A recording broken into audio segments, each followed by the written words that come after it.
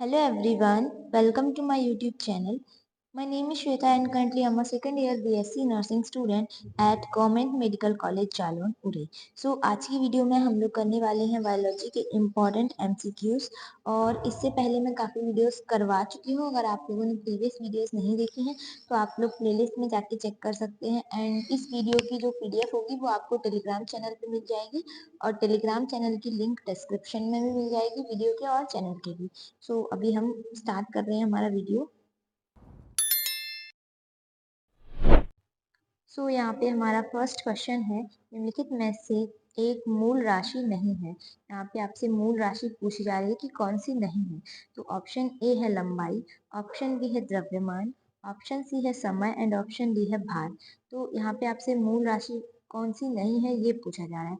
तो लंबाई भी आपकी एक मूल राशि है और द्रव्यमान भी आपकी एक मूल राशि है, समय भी। लेकिन जो भार है, भार आपकी मूल राशि नहीं है। तो यहाँ पे आपका जो राइट आंसर होगा वो होगा ऑप्शन डी, भार। जो भार है वो आपकी मूल राशि नहीं है। ऑप्शन डी आपका राइट आंसर हो जाएगा। नेक्स्ट क्वेश्चन है, लेंस की शक्ति को मापा जाता है। तो जो लेंस होते हैं उसकी शक्ति को किस में मापा जाता है, किस यूनिट में मापा जाता है। ऑप्शन ए है अर्ग, ऑप्शन बी है डायोप्टर, ऑप्शन सी है जूल एंड ऑप्शन डी है डाइन। तो जो लेंस की शक्ति होती है उसको हम मापते हैं डायोप्टर में। तो ऑप्शन बी जो है वो आपका राइट आंसर हो जाएगा, डायोप्टर। नेक्स्ट क्वेश्चन है, सबसे अधिक कौन सा बल आकर्षित करता है। तो सबसे ज्यादा प्रबल बल कौन सा होता है, सबसे ज्यादा आकर्षित कौन करता है। ऑप्शन ए है प्रबल नाभिकीय बल, ऑप्शन बी है वैद्युत चुंबकीय बल, ऑप्शन सी है दुर्बल नाभिकीय बल एंड ऑप्शन डी है गुरुत्वाकर्षण बल। तो अगर बात करें सबसे ज्यादा अधिक कौन सा बल आकर्षित करता है या सबसे ज्यादा पावरफुल फोर्स कौन सा होता है, तो वो होता है प्रबल नाभिकीय बल। सबसे ज्यादा अट्रैक्शन इसमें होता है, जो नाभिकीय बल होता है। उसके बाद विद्युत चुंबकीय बल होता है, फिर दुर्बल नाभिकीय बल होता है, उसके बाद आता है गुरुत्वाकर्षण बल। अगर अट्रैक्टिव फोर्स की बात करें तो उसमें सबसे ज्यादा जिसमें कम अट्रैक्शन होता है वो आपका गुरुत्वाकर्षण बल होता है। उसके बाद जो सबसे ज्यादा अट्रैक्टिव फोर्स होता है वो होता है आपका प्रबल नाभिकीय बल। तो यहाँ पे ऑप्शन ए जो है वो आपका राइट आंसर होगा। नेक्स्ट क्वेश्चन है, क्वेश्चन नंबर 4। ओजोन परत की मोटाई को किसमें मापा जाता है। तो जो ओजोन लेयर होती है एटमॉस्फेयर में उसको हम किस यूनिट में मापते हैं। ऑप्शन ए है बैरल, ऑप्शन बी है डॉप्सन, ऑप्शन सी है पास्कल एंड ऑप्शन डी है बार। तो यहाँ पे जो आपका ऑप्शन ए दे रखा है बैरल, तो बैरल का यूज हम लिक्विड चीजों को मतलब मापने के लिए करते हैं। और यहाँ पे आपसे पूछा जा रहा है ओजोन परत की मोटाई। तो ओजोन परत की मोटाई हम किस में मापते हैं, डॉप्सन यूनिट में। आपकी यूनिट होती है डॉप्शन, जिसको हम डीबी से डिनोट करते हैं। तो डॉप्शन में हम मेजर करते हैं ओजोन परत की मोटाई। तो ऑप्शन बी जो है आपका राइट आंसर हो जाएगा। नेक्स्ट क्वेश्चन है, यदि एक तार में 50 कूलाम का आवेश प्रति सेकंड 10 सेकंड तक बह रहा है, मतलब एक सेकंड में 50 कूलाम का आवेश बह रहा है 10 सेकंड तक, तो तार में विद्युत धारा का प्रवाह होगा। यहाँ पे आपसे पूछा जा रहा है कितनी इलेक्ट्रिसिटी जो है वो फ्लो होगी उस तार में। तो जैसे कि आपको पता है जो आपकी इलेक्ट्रिसिटी होती है, विद्युत धारा होती है, उसका क्या फॉर्मूला होता है, I equal to Q upon T. Q क्या होता है, यहाँ पे क्यू आपका होता है जितना आपका आवेश रहता है, चार्ज। तो यहाँ पे आपका चार्ज है 50, उसके बाद टाइम कितना है 10 सेकेंड। तो ये कितना होगा 5 कूलाम पर सेकेंड। तो जो आपका यहाँ पे आंसर होगा, सॉरी, जो यहाँ पे आंसर होगा वो होगा आपका 5 कूलाम पर सेकेंड। ऑप्शन ए जो है वो आपका राइट आंसर हो जाएगा।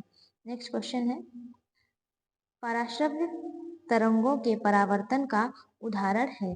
तो पराश्रव्य जो तरंगे होती हैं उनका उनके परावर्तन का उदाहरण पूछा गया है यहाँ पे आपसे।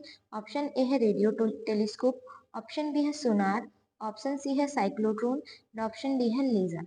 तो पराश्रव्य तरंगों का उदाहरण है, मतलब उनके परावर्तन का उदाहरण है, कौन सा उपकरण जो है इससे यूज किया जाता है इन पराश्रव्य तरंगों के परावर्तन की वजह से का यूज करके, तो वो होता है आपका सोनार। ठीक है। नेक्स्ट है, संपूर्ण ब्रह्मांड का केंद्र पृथ्वी है, ये कोटेशन में है, मतलब ये किसी के द्वारा दिया गया है या किसी ने ऐसा बताया है। संपूर्ण ब्रह्मांड का केंद्र पृथ्वी है तथा सूर्य, चंद्रमा एवं अन्य ग्रह उसके चारों ओर विभिन्न कक्षाओं में परिक्रमण करते हैं। यह सिद्धांत दिया या फिर किया, मतलब ये सिद्धांत जो है वो किसने दिया था, किसने बताया था? ऑप्शन ए है आपका कोपरनिकस, ऑप्शन बी है टॉलमी, ऑप्शन सी है रदरफोर्ड और ऑप्शन डी है सीबी रमन। तो इन्होंने क्या बताया था कि जो अर्थ है वो एक केंद्र है और उसके आसपास जो जितने भी ग्रह हैं वो चक्कर लगा रहे हैं।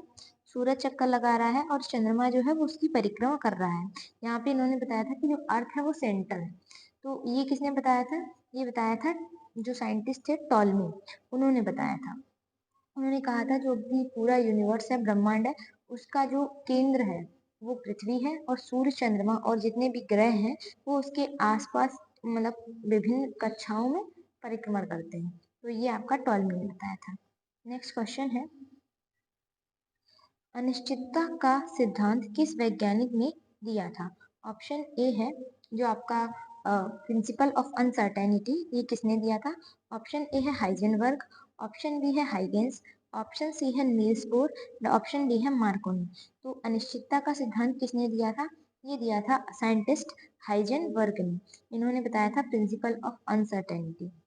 नेक्स्ट क्वेश्चन है, दाब का विमीय सूत्र है। तो यहाँ पे आपसे दाब का विमीय सूत्र पूछा जा रहा है, डायमेंशनल फॉर्मूला पूछा जा रहा है। ऑप्शन ए है आपका ML T-2, ऑप्शन बी है ML2T-2, ऑप्शन सी है आपका T-1 एंड ऑप्शन डी है ML-1 और T-2। तो दाब का विमीय सूत्र हम निकालेंगे कैसे? अगर हमें निकालना है तो सबसे पहले आपको फॉर्मूला पता होना चाहिए। तो दाब का फॉर्मूला क्या होता है? दाब बराबर बल बटे क्षेत्रफल, मतलब फोर्स अपॉन एरिया। यहाँ पे फोर्स क्षेत्रफल, ठीक है। तो अगर हम इसको लिखेंगे तो हम कैसे लिखेंगे, एक सेकेंड। जो फोर्स है तो फोर्स का क्या होता है फॉर्मूला? ML T-2, ये आपका फोर्स होता है। उसके बाद एरिया आता है तो एरिया होता है आपका L2। अब ये जब L ऊपर जाएगा तो ये बनेगा आपका M, ये ऊपर जाएगा तो ये माइनस में हो जाएगा और इसको L2 को हम ऐसे भी लिख सकते हैं, एक सेकेंड। L2 को हम L2 को जो है हम L2 को हम L इंटू L भी लिख सकते हैं। तो ये एक L से एक L कैंसिल हो जाएगा, फिर ये वाला L जब ऊपर जाएगा तो ये -1 हो जाएगा और T-2। तो ये बन गया आपका दाब का विमीय सूत्र या फिर डायमेंशनल फॉर्मूला, ML-1 और T-2। तो ये तो नहीं है, फिर ML2 है यहाँ पे, ये भी नहीं होगा, T-1 ये भी नहीं होगा। तो आपका जो राइट आंसर होगा वो होगा ऑप्शन डी, ML-1 और T-2। ठीक है। नेक्स्ट क्वेश्चन है, चंद्रशेखर सीमा किसका मात्रक है? तो चंद्रशेखर सीमा किसका मात्रक है? ऑप्शन ए है समय, ऑप्शन बी है लंबाई, ऑप्शन सी है द्रव्यमान एंड ऑप्शन डी है तापमान। तो चंद्रशेखर सीमा, तो जैसे कि इसका नाम सजेस्ट कर रहा है तो काफी लोगों को लगता है कि ये लंबाई का मात्रक होगा, पर ऐसा नहीं है। इसकी जो एक्चुअल यूनिट होती है वो होती है द्रव्यमान। द्रव्यमान को हम चंद्रशेखर सीमा में मापते हैं, ठीक है। नेक्स्ट क्वेश्चन है, परमाणु में नाभिक की खोज किसने की? तो किसने परमाणु में नाभिक को बताया था? ऑप्शन ए है नील्स बोर, ऑप्शन बी है जेम्स चैडविक, ऑप्शन सी है मार्कोनी, ऑप्शन डी है अर्नस्ट रदरफोर्ड। तो परमाणु में नाभिक की खोज किसने की थी? तो ये की थी अर्नस्ट रदरफोर्ड या फिर रदरफोर्ड ने, ठीक है। नेक्स्ट क्वेश्चन है, इलेक्ट्रॉन वोल्ट किसकी इकाई है? इलेक्ट्रॉन वोल्ट किसकी इकाई है? ऑप्शन ए नाभिकीय ऊर्जा, ऑप्शन बी है हेनरी, ऑप्शन सी है हर्ट्ज एंड ऑप्शन डी है, सॉरी मैंने यहाँ पे सारे के सारे जो है, ये क्वेश्चन ही गलत हो गया। मैंने यहाँ पे सारी यूनिट्स ही लिख दी हैं और वो नहीं लिखा है राशि कोई भी। तो ये क्वेश्चन, वैसे इलेक्ट्रॉन वोल्ट जो आपकी यूनिट होती है वो नाभिकीय ऊर्जा की ही होती है, ठीक है। सो आपके सीनेट में इसी टाइप के क्वेश्चंस पूछे जाते हैं, बहुत ज़्यादा हार्ड क्वेश्चन नहीं पूछे जाते हैं, इजी टू मॉडरेट भी पूछे जाते हैं। और इस वीडियो में मैंने जितने भी क्वेश्चंस करवाए हैं वो सारे इजी में ही आते हैं।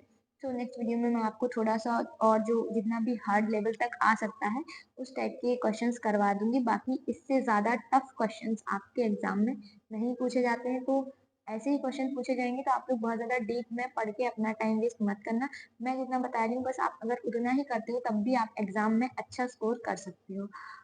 सो आज की वीडियो के लिए इतना ही है। आई होप आपको ये वीडियो समझ में आई होगी। अगर नहीं समझ में आई है, कोई भी डाउट है, तो आप लोग पूछ सकते हो। और टेलीग्राम की लिंक आपको डिस्क्रिप्शन में मिल जाएगी, वीडियो के भी और चैनल के भी। तो आज की वीडियो के लिए इतना ही है। मिलते हैं नेक्स्ट वीडियो में। Bye bye.